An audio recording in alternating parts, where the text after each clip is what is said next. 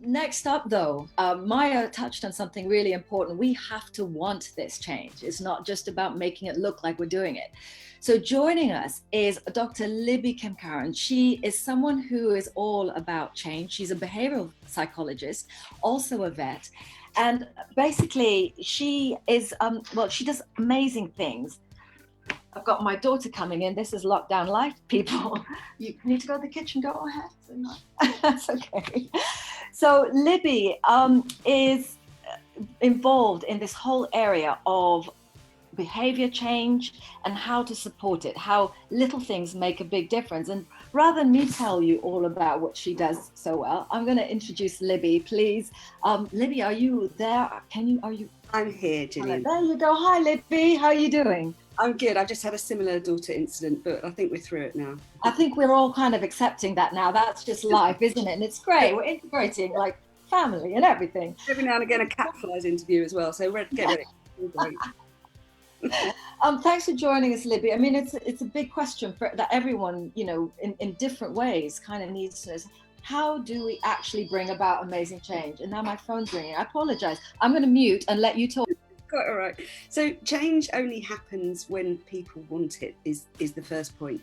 And sadly, we've got a massive mismatch between the energy that I think we're feeling in this country of the want for change in a large section of that. And my vet industry is no different. I'm a director of Vet Sustain, which is a movement to advance that, stop single-use plastics, try and reduce our waste.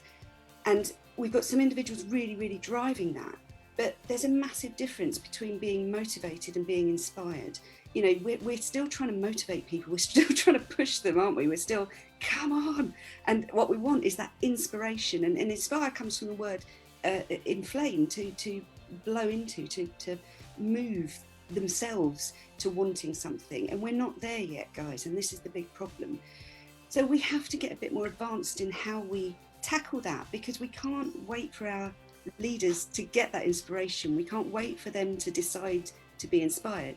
And what we're seeing a lot of at the moment is this confirmational bias. So there's a part of our brain, the reticular activating system, which deliberately filters out unnecessary information, because we have an amazing brain. We've got like 450 billion neurons firing off.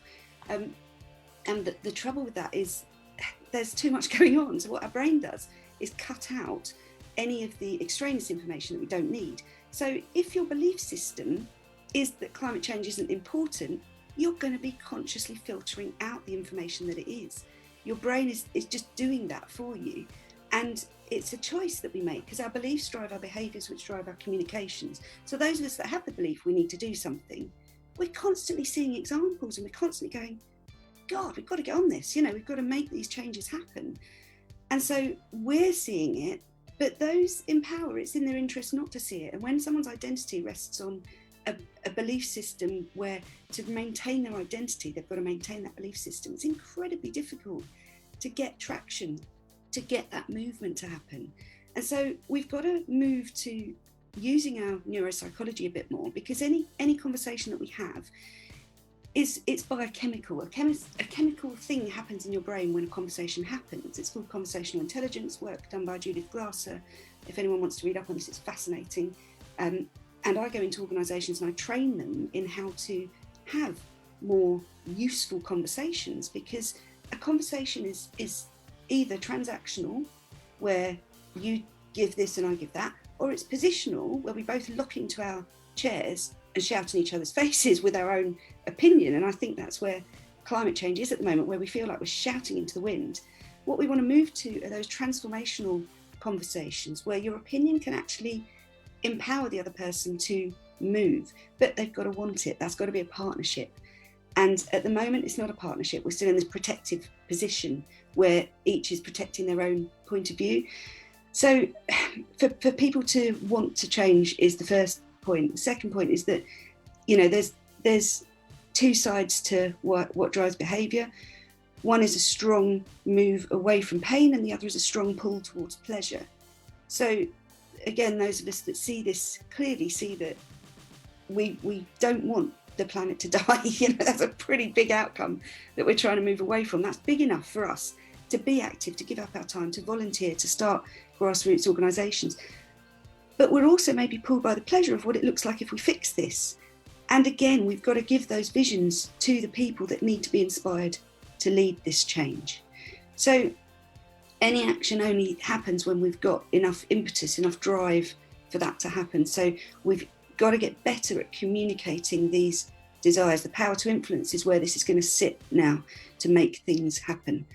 So in terms of my positioning on it, I teach, there's 4 different brain types. There's different languages that these guys use. So if you're talking to a dynamo, you want to speak very fast and cut to the chase and give me the helicopter view.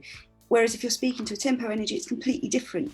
You need to speak more slowly because they'll just get stressed if you're barking at them, and they want to know that what's fair for everybody, what's the connection in this, what's the consistency in this. Their value set is completely different. And then Blaze is all about who. They want the story, they want the personal knowledge of what's going on, they want the social proof of what's happened in the past. And then Steele's a data, Steele's a pure hard facts data analysis. Give me the pessimistic view. So there's a completely different conversation that needs to be had with each of these 4 types. And as soon as we get more understanding of this, and I'm willing to help anybody, by the way, that wants more understanding of this, because I think the more we can get this out into the world, the better we're going to be at implementing these sort of high-level conversations that need to be had. Because equally, we also have to have all those low-level conversations. The mum at the school gate, and the friend that we meet for a coffee. We've got to be able to translate these changes that need to happen to a real pure level of why you should, what you do, and how you do it.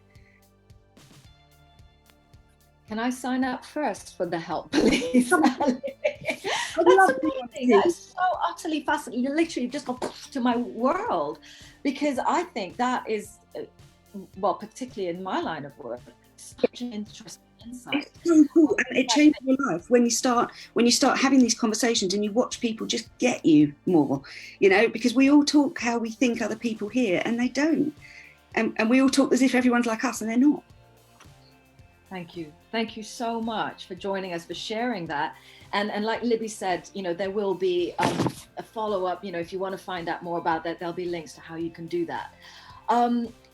Thank you so much, everyone, for watching that. Thank you to all the panelists again, Farah Ahmad, Maya Rose Craig, Annington Muyengje. It's just been really, really inspiring to steal that, what Libby just said, Libby Kemkaran, to inspire is to inflame. It's to really get ourselves fired up for this.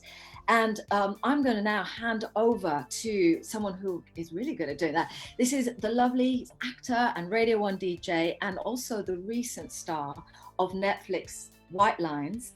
He's a massive Climate Coalition supporter and WWF supporter as well. And that is Kel Spellman. I'm going to hand over to you, and thank you so much, everyone.